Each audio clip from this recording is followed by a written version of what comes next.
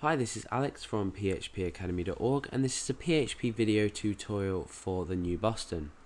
Now, this is a quick introduction to XML. Now, some of you may have heard XML, some of you may not, but XML is becoming an integral part of the internet in how we transfer and pick up data from different websites. And also how we can transfer data from, say, a database to another database using custom tags inside an XML file. Now, XML stands for Extensible Markup Language, and it is a markup language, so it's similar to HTML in the way that we use markup tags. So let's just give you an example here. In HTML, we would define our HTML tags like this, where in XML what we can do is we create custom tags that allow us to specify data and pick up data using different tags. So for example, I might have a name tag, and we end it exactly the same as we do, and this name tag might be Alex, and we might have this inside producer tag. And then what we might have is many producers, so we might in fact have a few names down the list. And then we might have inside these different producers and information about different producers. So we might have this outside tag as producers, and inside we might have, let's just get rid of everything, we might have producer, and then that there, and then inside we might have name. Ooh.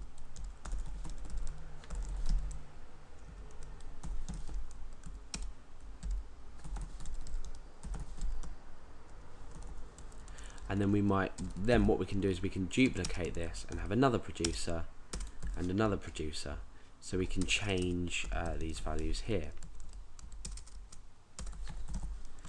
Ooh. Now this may all look odd and may not make sense at first. However, what we have done here is we've created a structured way of displaying our data. Now, if I was to say to someone, if you open up an XML file, at the moment I'm working with a PHP file, so pretend this is .xml. If this was an XML document and I said to someone, okay, well, bring up the second and third producer, what we'd be able to is access these tags. So we'd be able to access the producers tag first of all, and then coming through and say, we'd have, say, feed this into an array, and we'd be able to select just this information, the name and the age of the two last producers. So it's a great way to transfer data around the web, and in a format that's recognizable depending on what tags you've used. So you can have an agreement of what tags are and which tags are required or not. So this XML data, we can read it in through different web applications and software applications. However, why is it useful to us as PHP programmers?